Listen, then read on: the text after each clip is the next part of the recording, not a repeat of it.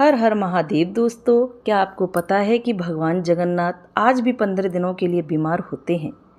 क्या ये सच्चे है या कोई कहानी? आइए जानते हैं। जी हाँ, ये कोई कहानी नहीं है, ये पूर्ण रूप से प्रामाणिक सत्य है। जेठ माह की पूर्णिमा से भगवान श्री जगन्नाथ आज भी रोगी हो जाते हैं। इस दिन से अगले 15 दिनों तक जगन्नाथ भगवान बीमार ही रहते हैं और 15 दिन के लिए मंदिर के पट बंद कर दिए जाते हैं और उनकी रसोई बंद कर दी जाती है। 15 दिनों तक जगन्नाथ भगवान को अलग अलग प्रकार के काढ़ों का भोग लगाया जाता है। 15 दिनों बाद जब वो पूरी तरह से ठीक होते हैं तो उस दिन जगन्नाथ रथ यात्रा होती है, जिनके दर्शन के लिए असंख्य भक्त उमड़ते हैं।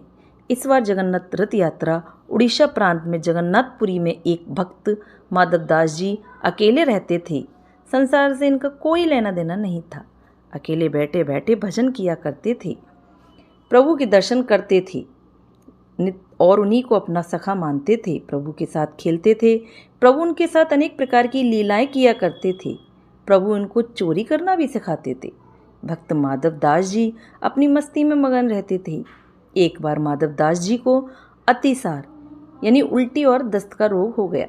वे इतने पतले और दुर्बल हो गए थे कि उठ बैठ तक नहीं सकते थे। पर जब तक बना वे अपना स्वयं कार्य नहीं करते रहे और सेवा किसी की लेते भी नहीं थे।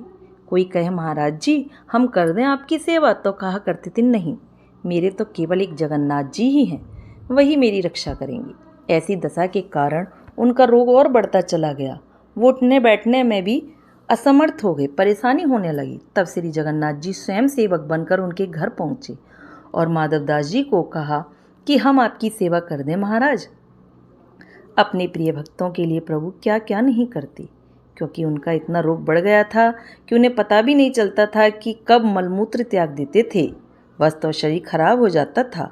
उनके शरीर से बदबू आने लगती थी। उन वस्त्रों को भगवान श्री जगन्नाथ जी अपने हाथों से साफ करते थे। उनके पूरे शरीर को साफ करते थे, उनको स्वच्छ करते थे। इतनी सेवा कोई अपना भी नहीं कर सकता जितनी सेवा श्री जगन्नाथ भगवान ने अपने भक्त माधव दास जी की। हे माधव दास जी को जब माधव दास जी को होश आया तब उन्होंने तत्काल पहचान लिया कि ये तो प्रभु मेरे ही हैं। एक दिन तो श्री माधव दास जी ने पूछ ही लिया, प्रभु आप तो त्रिभुवन के स्वामी हो, आप मेरी सेवा कर रहे हो, आप चाहते तो मेरा ये रोग भी तो दूर कर सकते थे। रोग दूर कर देते तो ये सेवा ही नहीं करनी पड़ती। इस पर ठाकुर जी ने कहा, है देखो माधव, मुझसे भक्तों का कष्ट नहीं सहा जाता, इसी कारण तुम्हारी सेवा मैंने स्वयं की। जो प्रारब्ध होता है उसे तो भोगना ही पड़ता है। अगर आप उसको काटोगे नहीं तो इस जन्म में नहीं, पर उसको भोगने के लिए फिर आपको अगला जन्म लेना पड़ेगा।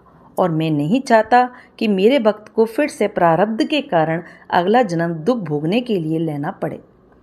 इसीलिए मैंने स्वयं तुम्हारी सेवा की।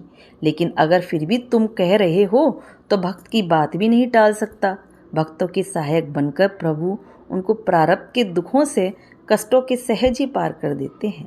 अब तुम्हारे प्रारब्ध में ये 15 दिन का रोग और बचा है, इसीलिए 15 दिन का रोग तुम मुझे दे दे। 15 दिन का वो रोग जगन्नाथ प्रभु ने माधव दास जी से ले लिया, इसीलिए आज भी जगन्नाथ भगवान रोगी होते हैं। भक्तों की वत्सलता के चलते आज भी वर्ष में एक बार जगन्नाथ भगवान को स्नान कराया जाता है, जिसे स्नान यात्रा कहते हैं। स्नान यात्रा करने के बाद हर साल 15 दिन के लिए जगन्नाथ भगवान आज भी बीमार पड़ते हैं। 15 दिन के लिए मंदिर बंद कर दिया जाता है। कभी भी जगन्नाथ भगवान की रसोई बंद नहीं होती, पर इन 15 दिन के लिए उनकी रसोई बंद कर दी जाती है। भगवान को 56 भोग नहीं खिलाया जाता, इसकी जगह उन्हें 15 दिन भगवान को काढ़ों का भोग लगाया जाता है। इस दौरान भगवान को आयुर्वेदिक जड़ी बूटियों का भी भोग लगाया जाता है। जगन्नाथ धाम मंदिर में तो भगवान की बीमारी की जांच करने के लिए हर दिन एक वैद्य भी आते हैं। काढ़े के अलावा फलों का रस भी दिया जाता है। वहीं रोज शीतल लेप भी लगाया जाता है। बीमारी के दौरान उन्हें फलों का रस, छेना का भोग लगाया जाता है और रात में सोने से पहले मीठा दूध अर्पित किया जाता है। भगवान जगन्नाथ बीमार हो गए हैं और अब 15 दिनों तक आराम करेंगे। आराम के लिए 15 दिन तक मंदिरों के पट भी बंद कर दिए जाते हैं और उनकी सेवा की जाती है ताकि वे जल्दी ठीक हो जाएं। जिस दिन वे पूरी तरह से ठीक होते हैं उस दिन जगन्नाथ रथ यात्रा निकलती है, जिसके दर्शन के लिए असंख्य भक्त उमड़ते हैं। तो दोस्तों आप सब बोलो जगन्नाथ भगवान की जय। तो देखा दोस्तों भगवान की लिए हमारी लगन और निष्ठा कितनी काम आई है ना। कितनी अच्छी कहानी अच्छी लगे लाइक करें, सब्सक्राइब करें, शेयर करें। कहानी देखने के लिए धन्यवाद।